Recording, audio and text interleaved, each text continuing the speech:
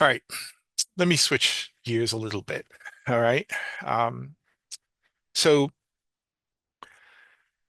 we did the most recent Cambridge City Council meeting was actually on in June 22nd. I think there was a roundtable meeting with the school committee. I don't usually follow those. Well, maybe I should, but or somebody should. But it was on June 22nd, and there were some things that took place there. One of which was actually them having to vote on a item that was made subject to the charter right having to do with some of the ShotSpotter um, question. Again, some efforts from Councilors Flaherty and Simmons to inject a little reason into the discussion. Um, but in addition to that, there were some other matters that came up, I think, of some significance. Um, you know, the current city manager has actually been talking for a couple of years now, at least, I think, about um, revising the way we do some of the ordinances and the way we do city boards and commissions. I mean, there have been some changes. They have some stipends for some board members. I thoroughly disagree with the need for stipends, by the way. Um, there was also a very big controversial shakeup this past December uh, involving the Women's Commission and a few other boards, Human Rights Commission and whatever. I think perhaps partly in the spirit of streamlining and removing duplicate effort, duplication of effort. But I think that there's a sort of a general intention here from the city manager and not just the city manager, but the city administration to revise how we do some of these boards and commissions. And I think that's long overdue. I mean, there are some boards and commissions that were created for a single purpose that simply never went out of existence. They just stopped having people on them. Uh, you know, uh, I've always believed we should have city boards, except for regulatory ones that must exist because of, things like Board of Zoning Appeals or Planning Board or Conservation Commission, which must exist. That typically, I think city boards and commissions, if they are somewhat discretionary, should by default sunset, go out of existence after, let's say, 10 years, 15 years or more, some period, unless they basically get re-upped. So in other words, saying, well, we have a belief that there's still value in having this committee, this commission, this board. So we'd like to be re-upped for another decade or another 2 decades, whatever. And otherwise just sort of pass into history, you know. Anyway, there was a communication. I won't get into the details from the city manager to the city council on what it was just called the Boards and Commission Ordinance Review and Modernization Initiative. So again, I'm not going to say what was all in there here, but I just think that the fact that we're even thinking about it, doing something about it, is it in itself something of some value. There was also a communication from the city manager, which is sort of making it official that the resident permit parking fee was going to be increased from $25 to $75, together with the provision that if you considered this $75 fee a hardship, that you could literally check the box and then pay I think you pay nothing, right? That, by the way, this was all part an effort, I think a very misguided effort from some of the city councilors to not only triple the fee, but also to eliminate the elderly exemption, you know, because apparently they believe that everybody over a certain age is just a very wealthy white boomer, you know. Well, I am, maybe. Okay, fine. But anyway, the city has promised that if you check the box, they're not going to like follow up and insist that you show your tax returns, so that if you really object to paying the $75, you just check the box. Say, I'm not going to pay it. All right. Call it a hardship or call it a protest, but just check the box. There was another matter also relating to resident permit parking. A proposal that's being floated around, and apparently which has been at least provisionally put into place in Somerville, has to do with um, not granting resident permit stickers to new residents of certain, I guess we would call it high density developments or whatever. So developments that are supposedly not providing on-site parking. Some of the councilors wanted to say, well, maybe they shouldn't be allowed to have on-street parking as an alternative. Now, I don't know.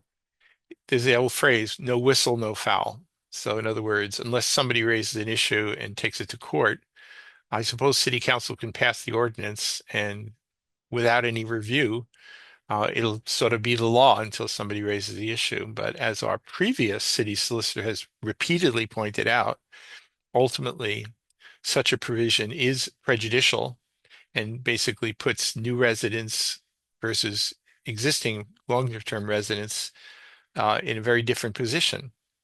In other words, should I, as a long-term resident of Cambridge, be able to drive and park in East Cambridge at any resident permit spot? But somebody who lives in a new development, they should not have that right? I don't think that would withstand legal review.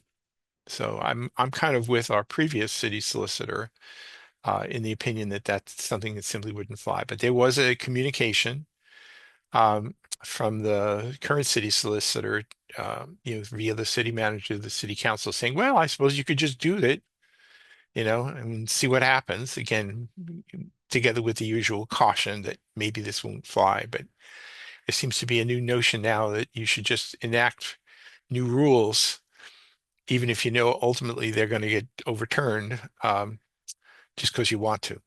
I don't think this is really a great way to be proceeding. There was another matter which was referred to, I think, the Ordinance Committee.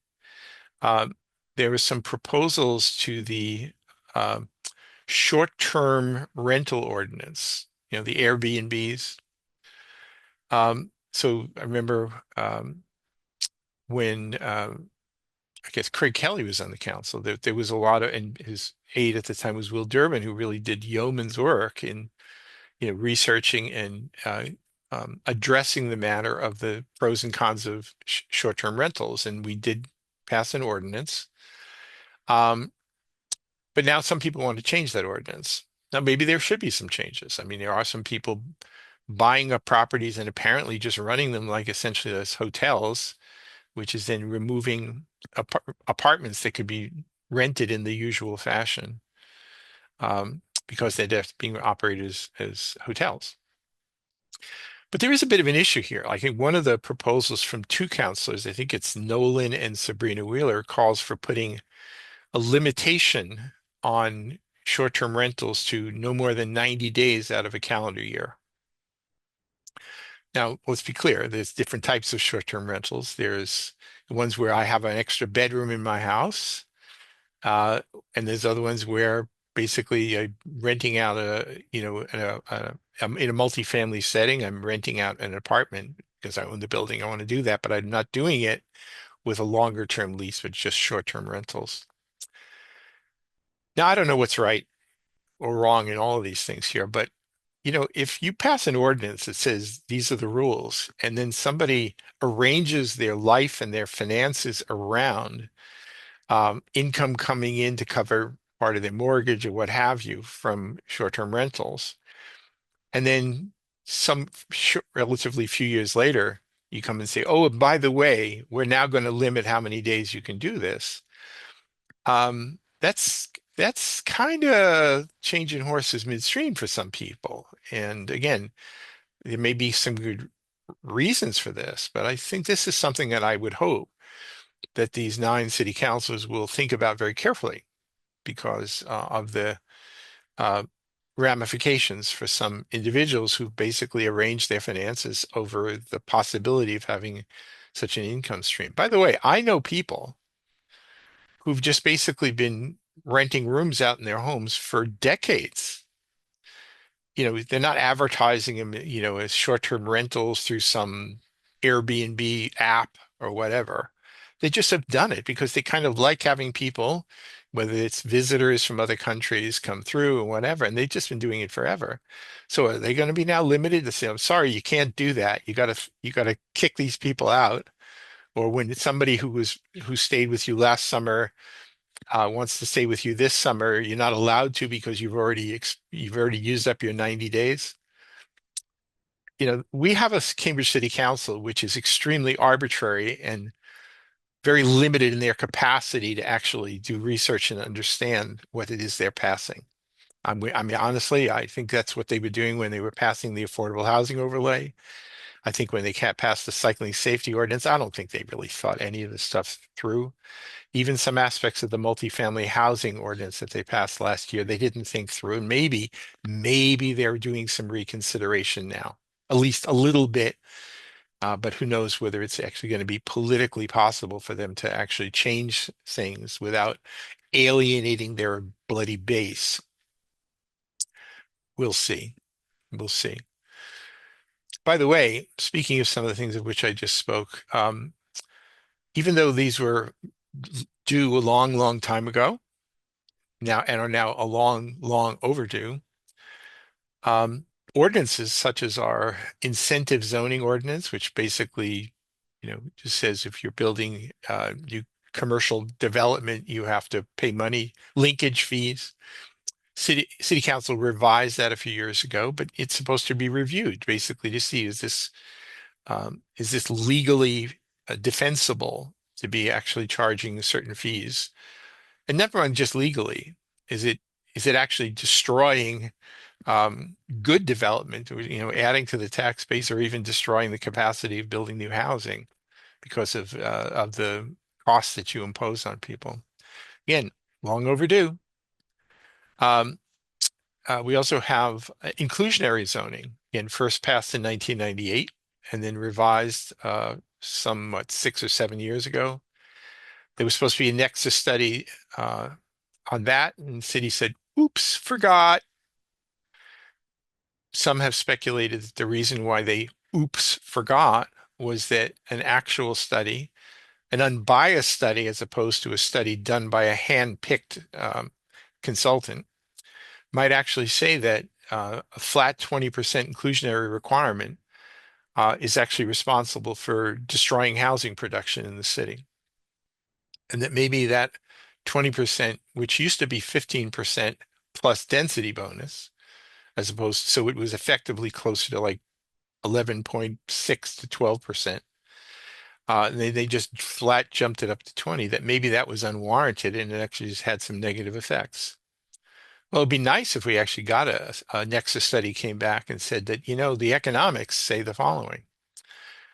I am at the point right now, I've become so cynical that I wouldn't really trust a study that was commissioned by our newly dubbed housing department, because I think they want certain outcomes. And I think the political people would be afraid to actually adjust that requirement from the current 20% to something more rational, even though cities around the country are already doing this because of the fact that these requirements really are stifling helpful uh, construction of housing. All right. By the way, the notion when they did pass the multifamily housing, they said, well, we're going to give you you can build up to 4 stories as of right, but you can go to 6 stories if you do inclusionary. Very few people are interested in doing the 6 stories if it requires them to have to basically hand over property to the city, unless they're already building so many units that they were going to be under the inclusionary zoning anyway, in which case, sure, let's go to 6 stories or 8 stories or whatever, you know. But it'll be interesting if indeed we do get a Nexus study on inclusionary back in the fall, which is, first they said the spring, then it was the summer, now it's the fall. If there is a study that actually says maybe we ought to be lowering that percentage, it'll be interesting to see whether we actually have elected officials who are capable of just following the economics and voting accordingly, or simply catering to their base again. Like I will never be on record as having voted to decrease inclusionary zoning requirements because I'm so pro-housing, even if in fact the policy has led to no housing. So, or no inclusionary housing. So, all right. So let me just move on to just a few other things here. So, by the way, as a kind of an alternative to the ShotSpotter discussion, Councilor Simmons and Flaherty did at least try to interject a call for finding some alternatives to that in those areas where that additional layer of police protection has now been removed by city council vote. So good for them. Whether anything comes of that, I don't know. I really don't know. Um, I did mention about boards and commissions, so I think the press release was out today that the city council is looking for members on currently three city boards: immigrant rights and citizenship, police review and advisory board, and the LGBTQ plus commission. So if any of those three are of interest to you, the city is now seeking members for those. And just as a side note, um, one of the realities about being civically involved for as long as I have, when I first got here in 1978, I wasn't civically involved at all. But I don't know, uh, maybe a few years later, 82 or something, like I sort of took an interest in proportional representation elections. And certainly in 1985, when I bought my three-family house, I was advised to, try and get up to speed. And that's probably what got me started in being involved in civic affairs. You could say civic and political affairs, but politics was always sort of the seedier side of civics to me. I mean, to me, I've sort of defined my time here in Cambridge by serving on city boards and commissions, though I probably will never be allowed to do so again because of these particular city councilors who couldn't tell a good appointment from a bad appointment if they tried. Um, but but it has sort of been civics has sort of defined me. That's why it's Cambridge Civic Journal. It's what I do, right? Um, but one of the things about being involved is that you do get to know a lot of people over the years. Some people who are your friends, some people who are not your friends, or some people who are just sort of part of the fabric of civic life in Cambridge. Um, so for example, Bob Tremoy, Ellie Yardan, Peter Valentine, right? These are people who, sort of were part of the fabric and who have recently passed away. Well, I guess this past week we actually lost another person, Vince Dixon. Now, I didn't always get along with Vince, by the way. In fact, we had a real shouting match one time up at a place in Harvard Square back, I think it was in 1994, um, which was a very long time ago. But I always respected Vince's uh, interest in civic affairs and Cambridge history. Well, Vince passed away. Apparently, he had been sick this past year. He'd been living in Winchester, Massachusetts. I think somebody even said that he even drove a cab for a while, but then he managed to get himself elected to I think either the select board or town meeting or whatever. So he was carrying on his tradition as a civically involved person, well beyond Cambridge. Some of you may have known Vince from, he would always be, there was like not the key, I guess I always say the kiosk, but it was like an information booth in the middle of Harvard Square. And he was always willing to be one of the helpful people, helping direct people and explain history of Cambridge. And he had a very strong breadth of knowledge of Cambridge history. Really did. So, and I would always see him for the last bunch of years at Steve Buckley's old time baseball game. So he'd always come back to Cambridge uh, with his lady friend Emily Ann to see the baseball game, and we'd always say hi. So, but I guess not this year. So anyway, Vince is unfortunately no longer with us. So. Another matter I'm just going to mention here, not to dwell on it too much, is that unlike many years, and I may have talked about this last time we had one of these programs, this is one of the rather odd years in that there actually are some contested elections locally. Um, we in Massachusetts, apparently the political party, it's all like Democratic Party only, right? And and the usual rule is they don't like having contested primaries because the party insiders would like to decide for you who is to be your representative. And I think that there are long-term consequences of that practice. But anyway, for whatever reason, actually, I know the reason is that there are some people who are, quote, moving up or retiring, like Pat Jalen was retiring from the state Senate in, I guess that's second Middlesex. And by uh, her retirement, then there are five people who are seeking this, including people who are currently state representatives, right? I think Eric, uh, I never get her name right, Euler Hoven.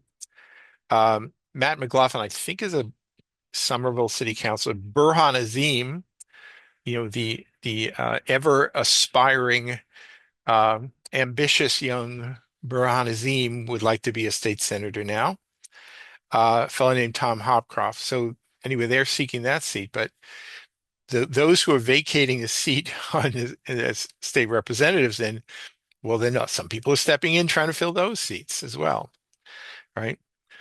But there are also some incumbents who are being challenged for reasons, good or bad reasons, what have you. So, for example, Will Brownsberger, who represents the Suffolk and Middlesex Senate, he used to be, I think, a House of Representative.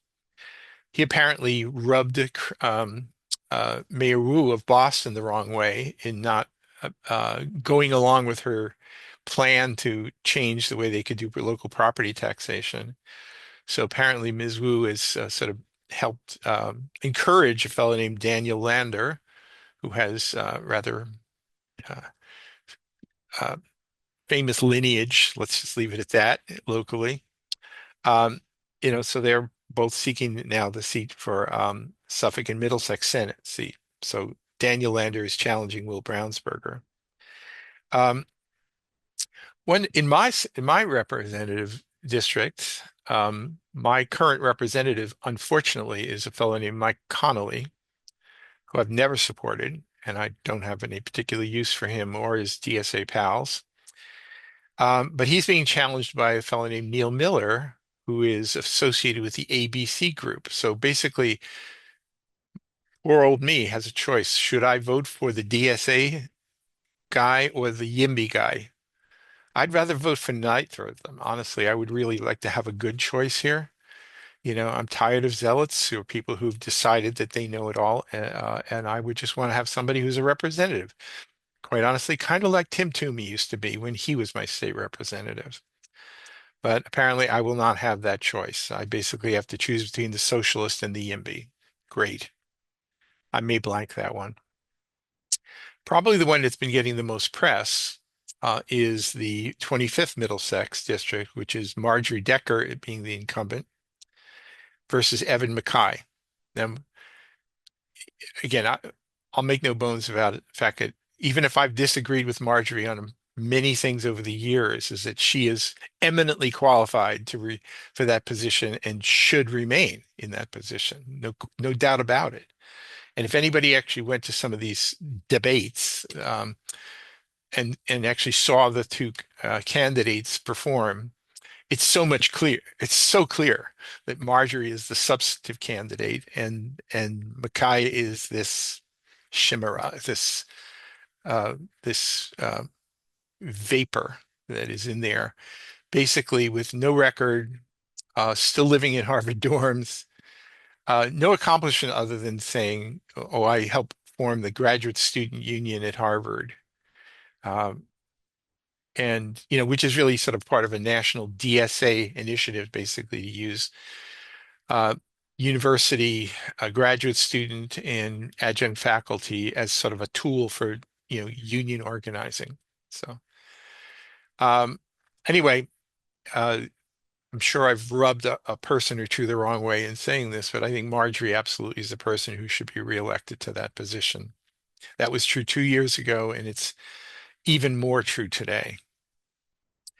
So anyway, so those are some of the things that have been happening in and around Cambridge, and I will let me just move a little bit away from the political now and just say that It has been interesting, uh, and actually kind of delightful to watch the effect of the World Cup competitions in Cambridge for the for the last month or whatever, and it's over now. The Spain beat Argentina. I don't follow soccer, by the way, so I had no dog in this hunt, but it's been really great for the businesses of Central Square, those with the TVs and those without the TVs. Um, it's actually been fun, actually. It was especially fun when the people from Scotland were here all wearing their kilts. You know, it was great. It was really a good thing. Another little thing that's been in the news, I find it quite interesting. Apparently, it's been first reported in Banker and Tradesman, was that rents in the greater Boston area have actually been dropping for every month for like over a year. Now, we're not talking about plummeting. We're just talking about shaving a little bit off the top of a already high rent, right? But people say, those who say, well, the secret of controlling rents is we have to build more supply, supply, supply. But another way you do is you sort of affect the demand. And even though I'm no particular fan of Mr. Trump, the truth is that this hostility toward having postdocs and graduate students and programs here, and just general hostility toward anything and everything, has dissuaded a lot of people who would normally be sort of flooding into the area to sort of compete for the housing. So now there are many landlords, and it'll be very interesting to see what happens in August and September when people are sort of trying to sign leases and things like that, whether in fact this past pattern continues or maybe even gets bigger. We'll see. But it is noteworthy. And maybe I think it was Councilor Zuzzi's call for a housing needs study, maybe is timely. We really should be taking a look at that. In fact, our housing department, if it was really worth its snuff, should be doing housing needs studies continuously, as opposed to simply trying to replace privately owned housing with publicly owned housing, like it's going out of style. Um, I think there's a meeting coming up soon on the social housing. Honestly, that's just another form of public housing. You might want to just look at the calendar just to sort of see if that's something of interest to you. But that's just primarily one of these sort of DSA initiatives to sort of socialize everything. So we'll see. Um, and I think the last thing I'll say here is just to remind folks who don't know, my neighbor Larry Ward and others put together every year the Cambridge Jazz Festival. It's like the last weekend of July. Uh, and that's coming up this weekend. I believe what is it, on the 25th and 26th or 24th, whatever it is, and this coming Saturday, Sunday up at Danahy Park. Start going noon to 6 each day. And it's free admission. Though if you want to, you can get a reserved little tent area. You can write a check and get a little extra benefit and a few drinks out of it. But it's always a good time. And I'm not the world's biggest jazz fan, but I have to tell you, I really appreciate having the Cambridge Jazz Festival, and I do go every single time. So anyway, so be as we used to say back in 1978, be there or be square. So anyway, on that note, I guess I'm going to call it a day here, and I'll see you soon on Cambridge Inside Out.